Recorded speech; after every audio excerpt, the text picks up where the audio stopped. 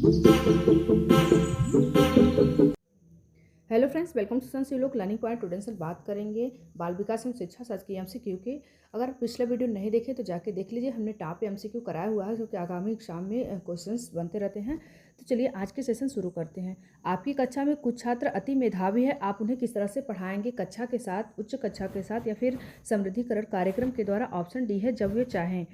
तो यहाँ पे बात हो रही है कि अति मेधावी जीनियस स्टूडेंट की, तो कक्षा के साथ या फिर उच्च कक्षा के साथ या फिर समृद्धिकरण कार्यक्रम के द्वारा। तो ऐसे बच्चों को विशेष कार्यक्रम या फिर परियोजना कार्य और एक्सपर्ट को प्रोवाइड किया जाता है, क्योंकि उनकी जो सीखने की क्षमता होती है बेहतर होती है। इसलिए option E is the right answer होगा।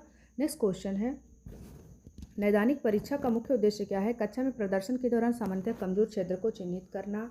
ऑप्शन बी है उपचारात्मक कार्यक्रम के विशेष प्रकृति की आवश्यकता, अकादमिक घटनाओं के कारणों का पता लगाना। ऑप्शन डी है छात्र की कठिनाइयों की विशेष प्रकृति को जानना।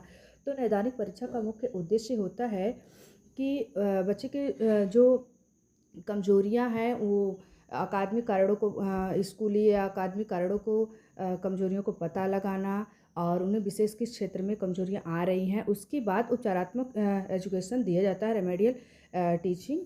तो इसलिए option C is the right answer. Next question है, निचली कक्षाओं में शिक्षण की खेल पद्धति मूल रूप से आधारित है शारीरिक शिक्षा कार्यक्रम के सिद्धांतों पर, शिक्षण पद्धतियों के सिद्धांतों पर, विकास एवं वृद्धि के मनोवैज्ञानिक सिद्धांतों पर, या फिर ऑप्शन डी है शिक्षण के समजातीय सिद्धांतों पर, शिक्षण के समाजशास्त्री सिद्धांतों पर। तो निचली कक्षा, लोअर जो क्लास की बात हो रही है, छोटे बच्चों की बात हो रही है कि शिक्षण की खेल पद्धति किस रूप में आधारित होती है जिससे उनके अंदर इंटरेस्ट आए और सीखने के प्रति रुचि बढ़े। यहाँ पे ऑप्शन देखने की आप अनुमान लगाने की कोशिश करेंगे। विकास एवं वृद्धि के मनोवैज्ञानिक सिद्धांतों पर उनकी पद्धति आधारित होगी। Option C is the right answer. Next question है, पृथक समजाति समूहों के व्यक्तियों के प्रति बच्चों की अभिवृत्ति साधारणतः आधारित होती है उनके अभिभावकों की अभिवृत्ति पर। ऑप्शन बी है उनमें समकक्षियों की अभिवृत्ति पर। ऑप्शन सी दूरदर्शन के प्रभाव पर। ऑप्शन डी है उनके सहोदरों की अभिवृत्ति पर। तो पृथक पृथक समजाति समूह के, अलग अलग जाति समूहों के और उनकी जो अलग अलग, एक तरह से भाषा प्रवृत्ति भी से देख सकते हैं कि अलग अलग होती है। तो इनकी अभिवृत्ति साधारणतः किस पर आधारित होती है? तो उनके अभिभावकों की अभिवृत्ति पर आधारित होती है। Option A is the right answer. प्राथमिक विद्यालय के बालकों के लिए निम्न में से किसे बेहतर मानते हैं? वीडियो अनुरूप पर प्रदर्शन। ऑप्शन सी है स्वयं के द्वारा किया गया अनुभव और ऑप्शन डी है ये सभी। तो प्राइमरी जो प्राथमिक विद्यालय के स्टूडेंट्स होते हैं बहुत ही कम एज के होते हैं, बहुत ही छोटे बच्चे होते हैं। तो वीडियो अनुरूप से ये इस तरह से नहीं समझ पाते। प्रदर्शन विधि भी एकदम मतलब नकारात्मकता या फिर कह सकते हैं कि प्रदर्शन से उनको इस तरह से बेहतर लेवल नहीं समझ में आता है। वो स्वयं के द्वारा जो अनुभव करते हैं वो अपने खुद से उनके किया द्वारा, तो वो सबसे बेहतर माना जाता है। इसलिए सी इज द राइट आंसर होगा। नेक्स्ट क्वेश्चन है, विद्यार्थियों के अच्छे मानसिक स्वास्थ्य को बनाए रखने के लिए उनमें से कौन सा तरीका अधिक महत्वपूर्ण है? सहशैक्षिक क्रियाओं का प्रावधान, अभिव्यक्ति की स्वतंत्रता, रुचियों की भिन्नता, या फिर अध्यापक की भूमिका एवं विद्यालयी वातावरण।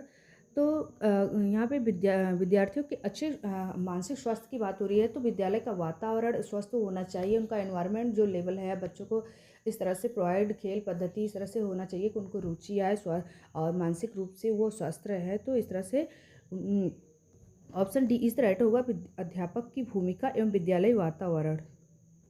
नेक्स्ट क्वेश्चन है, विद्यार्थियों को विद्यालय में खेलना क्यों उचित है? यह उन्हें शारीरिक रूप से सशक्त बनाएगा या फिर यह शिक्षकों के लिए काम आसान करेगा? ऑप्शन सी यह समय बिताने में सहायक होगा, या ऑप्शन डी यह सहयोग एवं शारीरिक संतुलन का विकास करेगा। तो यहाँ पे विद्यालय में जो खेल प्रवृत्ति के खेलने की बात हो रही है, क्यों उचित है? इससे जो बालक का होगा शारीरिक, मानसिक और एक तरह से सभी पर्सनालिटी डेवलप होगा और उनमें रुचि हर एक कार्य में करने को, जैसे शिक्षा की लेवल में देखेंगे या फिर खेल पद्धति में, और इस तरह से सहयोगात्मक प्रवृत्ति होगी उनके अंदर। तो सभी क्षेत्रों का विकास देखने को मिलेगा। इसलिए option D is the right होगा, यह सहयोग एवं शारीरिक संतुलन का विकास करेगा। नेक्स्ट क्वेश्चन है, जिस प्रक्रिया में व्यक्ति दूसरों के परिवारों को देखकर सीखता है ना कि प्रत्यक्ष अनुभव से, उसको कहा जाता है सामाजिक अधिगम, अनुबंधन, प्रायोगिक अधिगम, ऑप्शन डी है आकस्मिक अधिगम।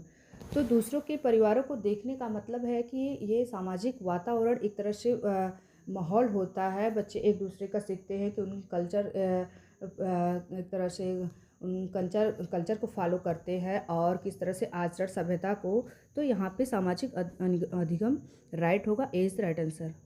नेक्स्ट क्वेश्चन है, एक शिक्षक विद्यार्थियों में सामाजिक मूल्यों को विकसित कर सकता है महान व्यक्तियों के बारे में बोलकर, अनुशासन की अनुभूति को विकसित कर, आदर्श रूप से बर्ताव कर और उन्हें अच्छी कहानियाँ सुनाकर। तो शिक्षक के अंदर क्या क्या गुण होने चाहिए? उन्हें आदर्श रूप से अपने खुद को व्यवहार को फॉलो करना चाहिए और आचरण सभ्यता और एक सामाजिक जो एक प्रवृत्ति होनी चाहिए, बच्चों के प्रति सहयोगात्मक मित्रता भाव होनी चाहिए। तो इसलिए option C is the right होगा। नेक्स्ट क्वेश्चन है, कौन सा सिद्धांत व्यक्त करता है कि मानव मस्तिष्क एक बर्फ की बड़ी चट्टान के समान ने जो कि अधिकांशतः छिपी रहती है और उनमें चेतन के 3 स्तर होते हैं? ऑप्शन ए है गुण सिद्धांत, ऑप्शन बी है प्रकार सिद्धांत, ऑप्शन सी है मनोविश्लेषणात्मक सिद्धांत और ऑप्शन डी है व्यवहारवाद सिद्धांत। तो जो मानव मस्तिष्क है एक बर्फ की बड़ी चट्टान के समान यहाँ पे बताया गया क्वेश्चन में कह रहे हैं, और छिपी है उनमें कौन से अधिकांशतः छिपी रहती है, उन्हें चेतन के 3 स्तर हैं। तो यहाँ पे option C is the right होगा, मनोविश्लेषणात्मक सिद्धांत इज द राइट आंसर होगा। आज के लिए बस इतना ही, मिलते हैं नेक्स्ट वीडियो में अगले क्वेश्चंस के साथ। अगर आपको वीडियो पसंद आए हो तो लाइक और सब्सक्राइब करिए और ज़्यादा से ज़्यादा शेयर करिए। मिलते हैं नेक्स्ट वीडियो में। Thank you.